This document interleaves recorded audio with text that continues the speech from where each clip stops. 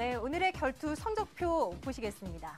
자, 더존비즈온과 한솔재즈의 대결이었습니다. 한솔재즈의 승리네요. 플러스 2.5% 주간 상승률 기록해줬고요. 정용현 대리의 승리입니다.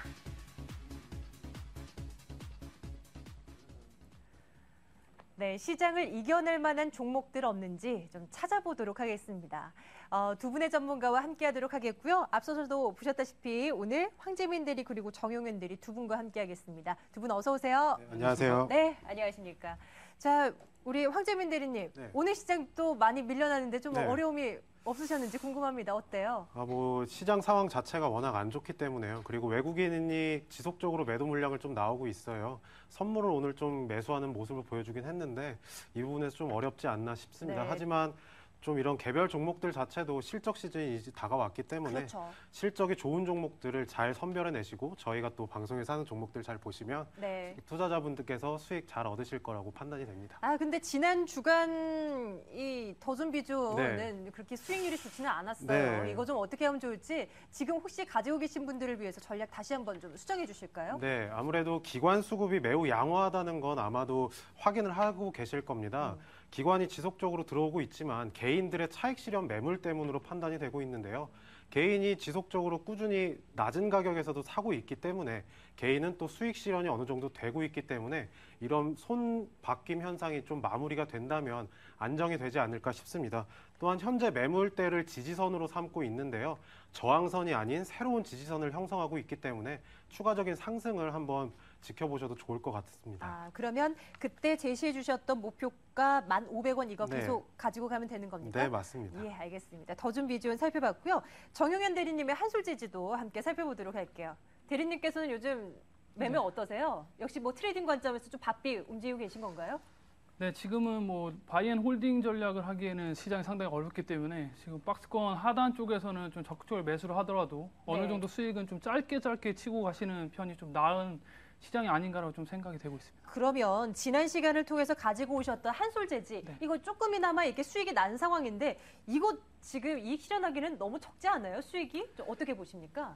네, 일단 지금 한솔재즈 같은 경우에는 뭐 장기간의 하락이 있었다가 최근 들어서 좀 턴을 하는 모습을 보여주기 때문에요. 그리고 제가 금요일날 뭐 AS에서도 말씀드렸듯이 지금 메이저 수급에서 지금 수급이 꺾이지는 않았거든요. 그렇기 때문에 네네. 메이저 수급이 출회가 되는 모습을 보고 나서라도 그때 뭐 확인하고 나서 뭐 매도를 하시는 편이 저는 나을 거라고 보고 있고요. 일단은 3분기, 4분기로 갈수록 좀 더 좋아지는 측면이기 때문에 오늘 시장이 빠졌는데도 불구하고 견조하게 버티는 모습은 그래도 아직까지는 목표가 10,000원까지는 그래도 들고 가시는 전략을 뭐 보유하시는 편이 좀 좋을 것 같습니다. 혹시 모르니까 손절 가격을 약간은 높여 잡는 거는 어떨까요? 그대로 둘까요? 네, 지금 시장이 좀 변동성이 심하기 때문에요. 네네. 손절가는 그대로 유지를 하겠습니다. 7,600원의 손절가 제시가 된 상황이었고요. 10,000원대의 목표가 계속해서 홀딩 관점으로 이익 실현 조금 더 노려보시는 거 괜찮을 것 같습니다. 한솔재즈까지 지난주 종목 점검을 해드렸고요. 이제 오늘 시장에서 두 분께서 골라오신 두 종목 이름부터 확인하겠습니다.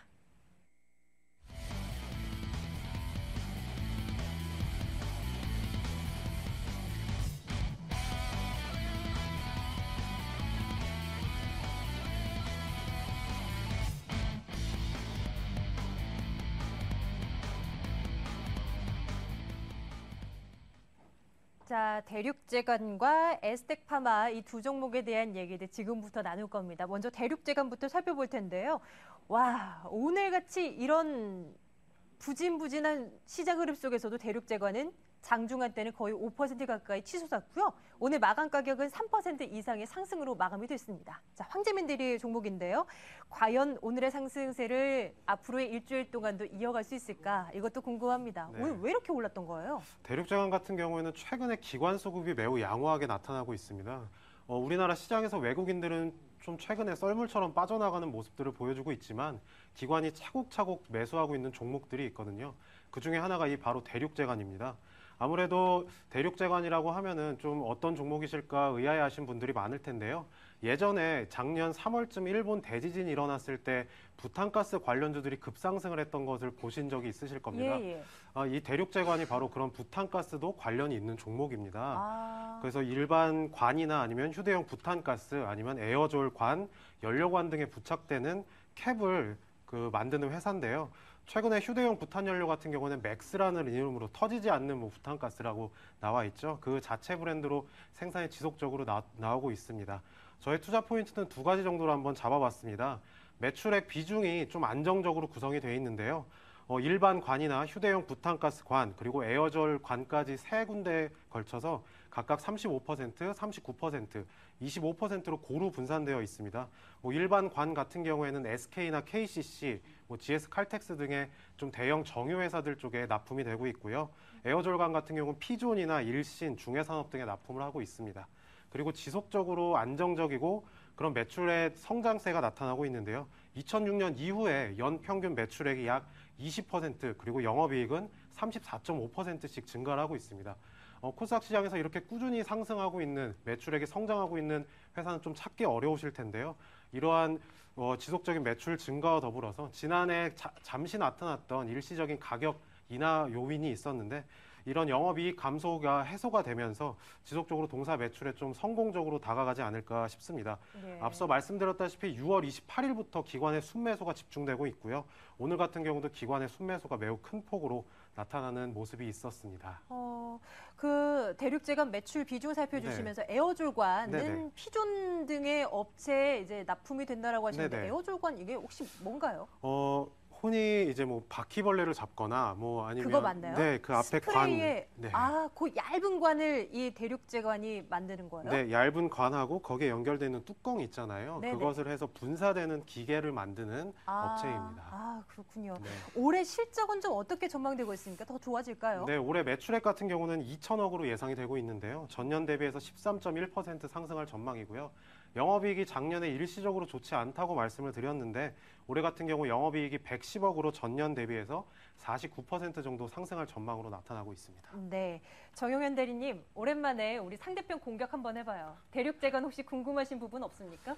일단 투자를 하기 위해서는 상대적인 종목이 있어야 되기 때문에 관련되거나 좀 비교할 만한 업체가 뭐가 있는지 좀 궁금하네요. 네네. 사실 이 종목이 우리 일반 투자자분들께서 쉽게 접할 수 있는 업종이나 그런 섹터군이 아니기 때문에 잘 모르겠어요, 사실. 비교할 만한 종목이나 업체들 있습니까?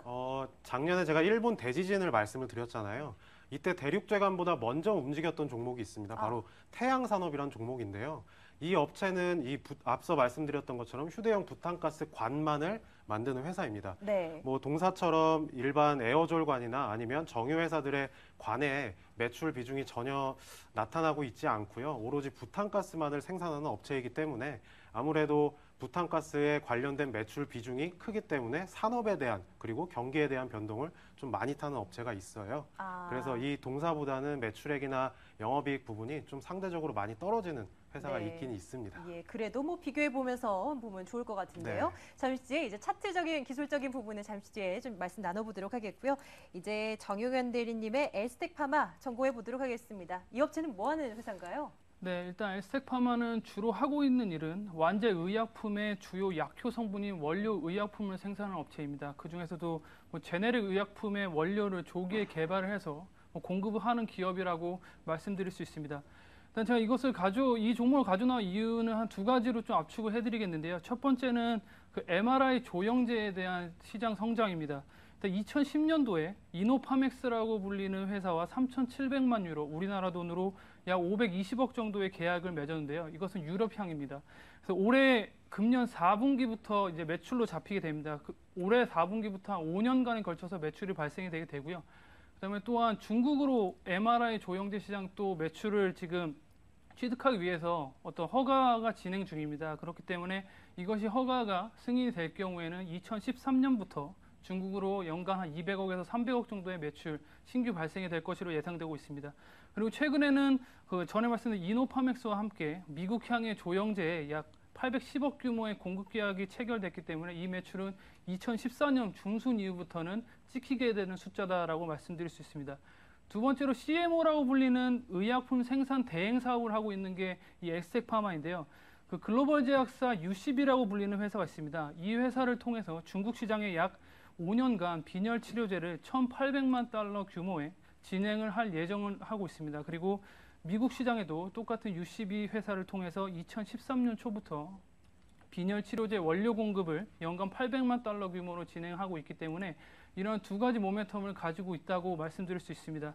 그리고 최근 들어서 보면은 시장이 상당히 좋지 못한데도 불구하고 제약 업종 같은 경우에는 상당히 선방을 해줬습니다. 그렇기 네. 때문에 에스텍 파마 같은 경우에는 올해 온기 실적을 봤을 때 매출 661억에 한 126억 정도 나옵니다. 그렇게 되면 한 PER이 한 지금 수준으로 봤을 때 한 8배 정도 되는데요. 하지만 내년에는 그리고 올해 3분기부터 신규 공장이 돌아가기 때문에 캐파도 한 2배 정도로 증설이 되기 때문에 내년도에는 매출 1,000억 이상까지 바라볼 수 있는 업체이기 때문에 지금 제약 업종 중에 상당히 싼 업종이 아닌가 그리고 싼 종목이 아닌가 해서 좀 들고 나와봤습니다. 네, 에스텍 파마. 우리 황재민 대리께서 보시기에는 이 종목 어때 보입니까? 저도 마찬가지로 제가 갖고 나온 대륙제관과 질문을 받은 거하고 좀 동일하게 보이는데요. 저도 제네릭 의약품에 대해서 좀 궁금한 점이 있습니다. 요즘에 CTC 바이오가 제네릭 의약품에서 좀 잘 나가고 주가도 좀 크게 상승하는 모습이 나타났잖아요. 그 CTC 바이오하고 비교했을 때 에스텍 파마는 또 어떨런지 한번 좀 궁금한 생각이 들고 있습니다. 예. 네, 일단 CTC 바이오 같은 경우는 어떻게 보면 완제품을 생산하는 제약 업종으로 보시면 될 것 같고요. 그리고 지금 CTC 바이오 같은 경우에는 뭐 1억 불 이미 체결이 되었고 매년 이제 한 7, 80%의 영업이익률로 지금 상당히 좋은 호실적을 보일 것으로 보여주고 있습니다. 하지만 이 에스텍 파마는 다르게 보셔야 될 것이 CTC 바이오 같은 경우에는 생산부터 만약에 완제품까지 판매를 하게 되지만 에스텍 파마 같은 경우는 원재료 쪽에 좀 치중이 되어 있는 편이 있거든요. 그렇기 때문에 약간은 PER을 비교하기에는 약간 좀 무리가 있지 않나라고 좀 말씀드릴 수 있습니다. 예. 네. 혹시 이거는 뭐 관련 지은 뭐 완전은 뭐 비슷한 내용이라고 보기는 어렵지만 그래도 셀트리온의 경우를 좀 예를 들어본다면요. 오늘 호재가 나왔음에도 불구하고 상승폭이 그렇게 두드러지지 않고 거의 반납한 채 마감이 돼요. 이런 에스텍 파마 같은 경우도 호재가 나온다고 해도 이미 이제 뉴스화되면 오히려 거품이 빠지는 것 아닌지 이런 것도 궁금하거든요. 네, 일단 그 제약 업종이나 바이오 업종 같은 경우는 가장 큰 리스크 자체가 어떻게 보면 PER이 상당히 높은 종목이거든요. 그런데 에스텍 파마 같은 경우에는 지금 나오는 실적 대비해서 지금 어떻게 보면은 오르지 거의 뭐 시세를 낸 적이 거의 없는 종목이기 때문에 예. 이제부터 3분기부터 영업이익이 찍히기 시작하면 거기에 대한 재평가를 다시 받을 수 있을 거라고 저는 보고 있습니다. 내려갈 것도 없는 상황이다. 이제 네. 올라갈 일만 남았다라고 이제 주장을 하고 계신 건데요. 대륙제관과 에스텍 파마 두 종목에 대한 얘기들, 그 스토리를 한번 들어봤습니다. 과연 두 분께서는 이 두 종목을 어느 가격대까지 올라갈 수 있을 거라고 생각하시는지 화면 통해서 좀 점검해 드리도록 하겠습니다. 자, 대륙제관의 경우는요, 목표 가격을 5,500원으로 설정해 뒀습니다. 손절 가격 체크해 주시고요. 에스텍 파마 목표 가격 10,000원까지 보겠습니다. 손절 가격은 7,700원 제시되고 있습니다. 자, 한 분 한 분 기술적 차트 분석 들어갈게요. 먼저 대륙제관부터 확인해 보도록 하겠습니다. 황재민 대리의 종목이죠? 네. 자, 차트 보여주세요. 네, 먼저 차트에 앞서서 종목별 투자자 추이를 한번 좀 보고 넘어가도록 하겠습니다. 최근에 기관들의 6월 28일부터 순매수세가 이어지고 있는데요. 오늘 같은 경우도 27,000주 정도의 기관 순매수가 들어왔고요. 예. 꾸준히 10,000주 이상씩 연속적으로 들어오는 모습들이 나타나고 있습니다. 그 다음으로 차트를 먼저 보여드릴게요. 이 맨 밑에 제가 원으로 지금 표시된 부분이 기관의 순매수 누적 부분입니다. 점점 올라가고 있다라는 거죠? 네, 우상향되고 있는 모습도 있고 그에 따라서 차트도 동일하게 우상향하고 있는 모습이 있습니다. 그리고 맨 처음 표시된 이 노란색 박스 같은 경우에는요. 처음에 제가 앞서 말씀드렸던 일본 작년 3월 대지진 때 테마가 형성되면서 상승했던 부분이고요.